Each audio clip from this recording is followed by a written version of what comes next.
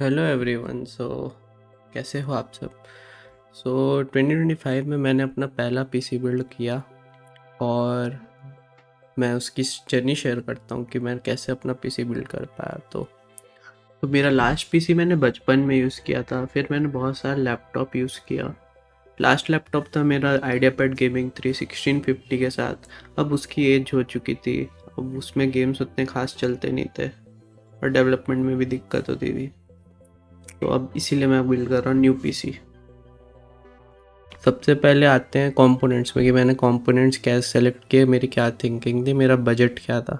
तो मेरा बजट था अराउंड 1.5 लैक्स। तो 1.5 लैक्स में कैसा पीसी बनेगा देखते हैं। तो सीपीयू में हम राइजन 9 7900 नॉन एक्स के साथ गए, जो कि आता है 12 कोर 24 थ्रेड के साथ। और इसी प्राइस रेंज में हमको 9700X भी मिल जाता है, जो कि सिंगल कोर में बेटर परफॉर्म करता है, बट वो 8 कोर्स मुझे नीड थी कि मैं डेवलपमेंट भी करूँगा और गेमिंग भी चाहिए। तो मैं इसीलिए 12 कोर के साथ किया गया, क्योंकि रेंडरिंग और डेवलपमेंट टास्क में कोर्स लगते हैं, मल्टी कोर परफॉर्मेंस चाहिए। और राइजन 7 9700 का फ़ायदा ये है कि वो सिंगल कोर परफॉर्मेंस ज़्यादा, तो वो 5-10% FPS ज़्यादा दे देता है। तो भाई जब 100 FPS आ रहे हैं आपको, दोनों CPU 100 तक पहुंचा देंगे, वो 105 110 तक ले जाएगा। तो मुझे वो उससे फ़र्क नहीं पड़ता, मेरे को मेरा टाइम बचना चाहिए रेंडरिंग टास्क में। 5-10 सेकेंड ही सही ज़्यादा, पर ठीक है। तो ये मेरी चॉइस थी, आप दोनों में से किसी के साथ भी जाओ, दोनों ही अच्छे चॉइस हैं इस पॉइंट पे। और इंटेल तो भूल ही जाओ। तो ये रही अनबॉक्सिंग वीडियो में। मोस्टली एमडी कंप्यूटर से सारे प्रोडक्ट्स ऑर्डर किया हूँ। और 7900 का एक और फ़ायदा है कि वो स्टॉक कूलर के साथ आता है, जो कि थोड़ा गर्म चलता है, बट ठीक है, मतलब देखते हैं वो बेंचमार्किंग पे।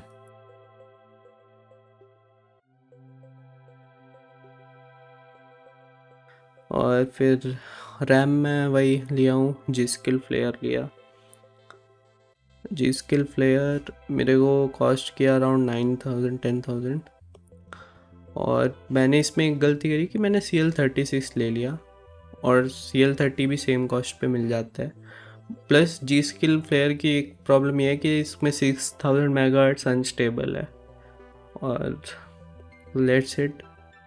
और फिर मदरबोर्ड के लिए मैं गया MSI B650 gaming wifi plus. Decent motherboard है, बजट में 16,000 का, ATX। तो अच्छे VRMs हैं इसके। MSI की सर्विसिंग भी बहुत अच्छी है, मैंने सुना है जहाँ तक। तो मैं इसलिए, ट्रस्टेड ब्रांड भी है, MSI की तरफ गया।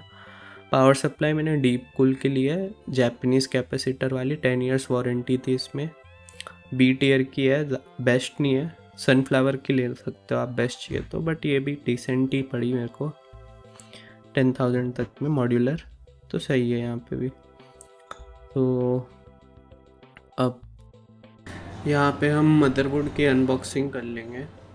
अनबॉक्सिंग में हमें कुछ पेपर वर्क मिलेगा। ये बहुत मदरबोर्ड दिखने में अच्छा है यार, इसका डिज़ाइन बहुत अच्छा है। और इसमें हमें वाईफाई के एंटीना मिल जाते हैं, आईओ शील्ड मिल जाती है। तो बहुत सही इक्विपमेंट्स, और सारे स्क्रूज मिल जाते हैं जो ज़रूरत होंगे हमें माउंट करने के लिए ये केस में। ये अपना मदरबोर्ड हो गया। अब इसे बिल्ड करने की बारी आती है।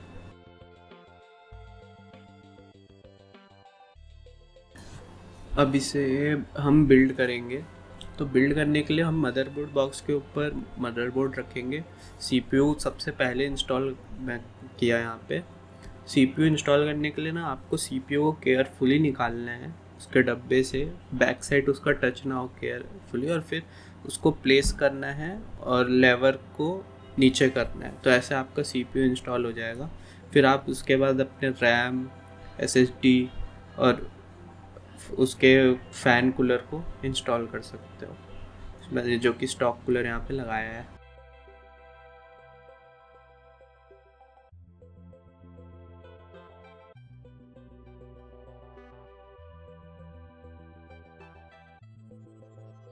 इसका fan already pre applied thermal paste के साथ आता है, स्टॉक कूलर।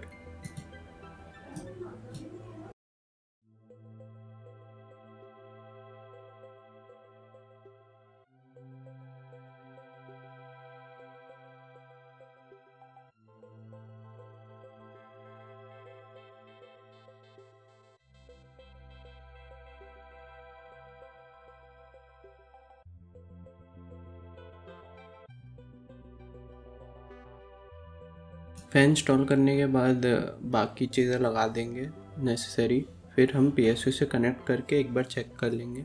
और जब डिस्प्ले आती है ना भाई, मतलब राहत मिलती है भाई कि काम चल गया।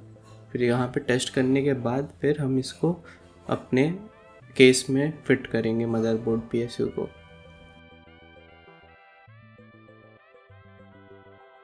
फिर ये हमारा केस की क्लिप्स है, ये केस बढ़िया आ गया यहाँ पे। और उसके बाद लास्ट में हम लगाते हैं हमारी सबसे पसंदीदा चीज़,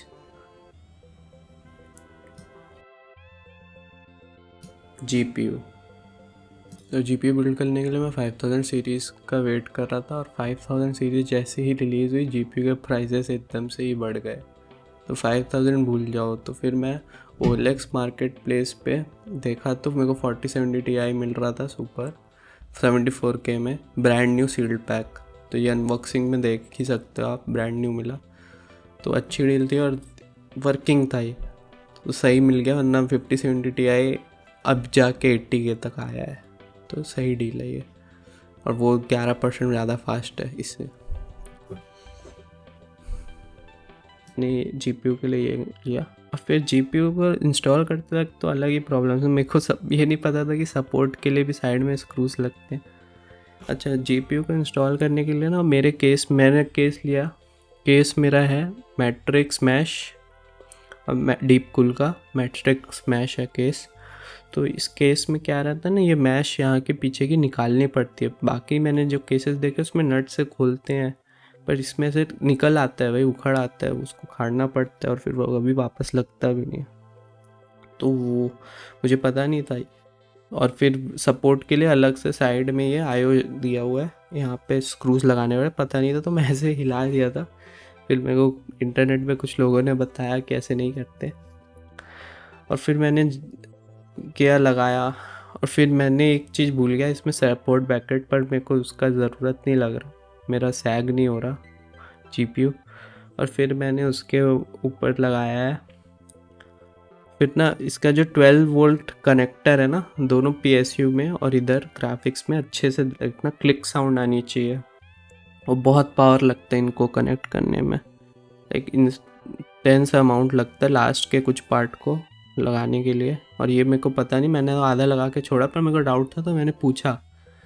तो कुछ भी डाउट हो तो पूछ लिया करो। तो मैंने ना ऐसे कम्युनिटीज़ में पूछा क्या सही है, तो लोगों ने बताया कि नहीं, इसमें बहुत पावर लगानी पड़ेगी, इसको डालना पड़ेगा अंदर। तो फिर फाइनली अब वो ऐसा दिखता है, फुल पावर लगा के इसको अंदर डालना पड़ता है। That's how you do. तो बस ये था। ये सब करने के बाद आप मेरा PC बिल्ड हो गया, और इस पर मैं बहुत सारी चीज़ें किया हूँ अभी तक। लिनक्स भी इंस्टॉल किया, वो तो अलग ही कहानी है। इस पर लिनक्स डालना भाई मतलब क्रेज़ी हो गया था। उसके अलग वीडियो में बताता हूँ मैं क्या हुआ। सो या that's how I build my PC। और let's see some benchmarks.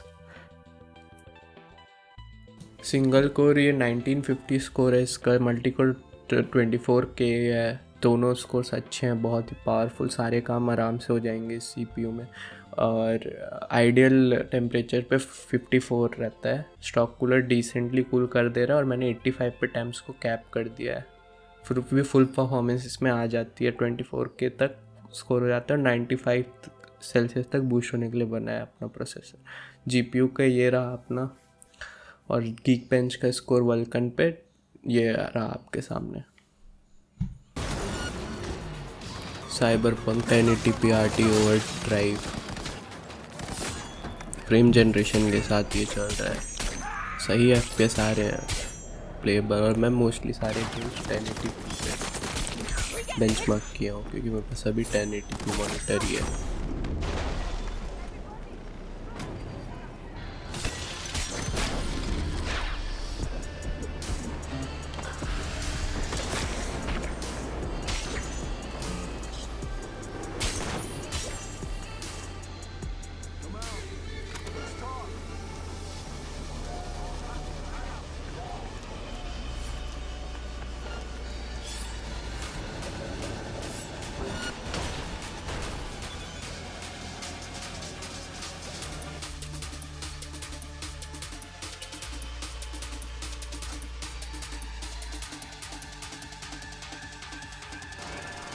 Without frame generation 40 to 45 आ जाते हैं। पार्ट ट्रेसिंग बहुत ही क्योंकि इंटेंसिव है किसी भी GPU के लिए, तो फ्रेम जनरेशन के साथ प्लेबल हो जाता है, अभी भी डिसेंट ही है।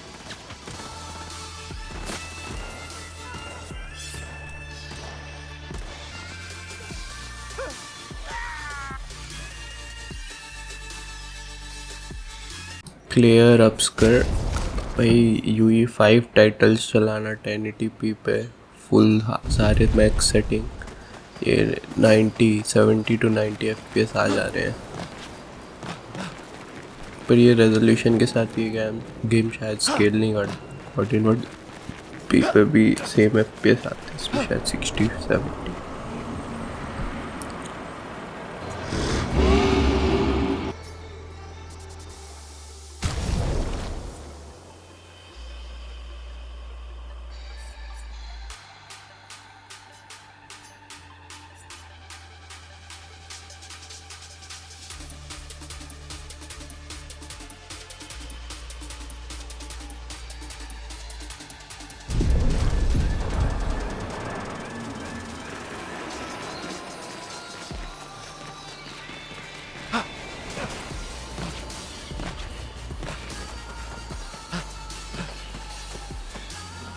और स्टेलर ब्लेड UE4 टाइटल है, pretty good looking, beautiful game, around high FPS पर मैं मोस्टली सारे स्टोरी गेम 60 लॉक करके खेलता हूँ। अच्छा गेम है ये भी।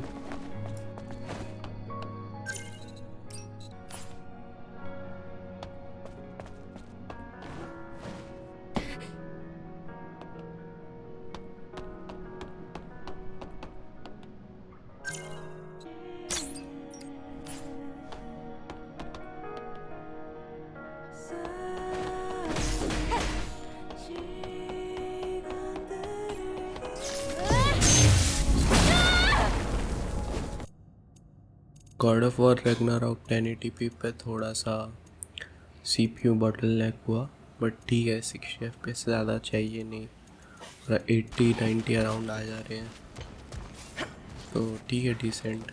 और वो हार्ड ड्राइव में गेम है इसलिए थोड़े सटर्स हो रहे हैं, तो ठीक है, अच्छा गेम, अच्छी परफॉर्मेंस है, पर वही है रेजोल्यूशन थोड़ा कम। देखेंगे 1440p मॉनिटर कब लेते हैं।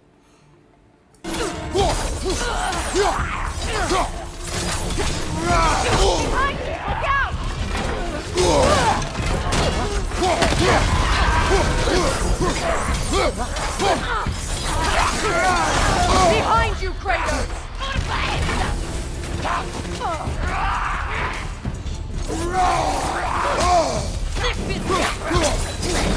Steady your guard!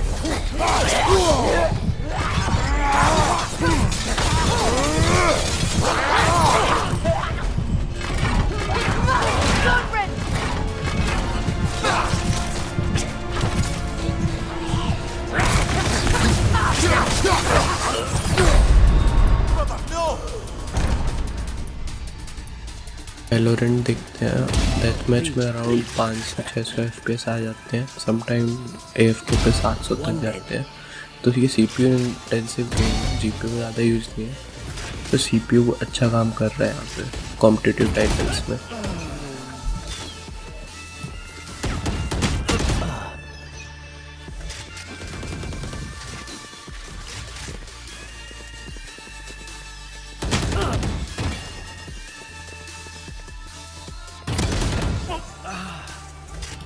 Death match और नॉर्मल गेम में ऑल CPU यूज होता है क्योंकि एबिलिटीज़ वगैरह होती हैं, तो थोड़ा और कम FPS आते हैं, 300-400 अराउंड रहते हैं।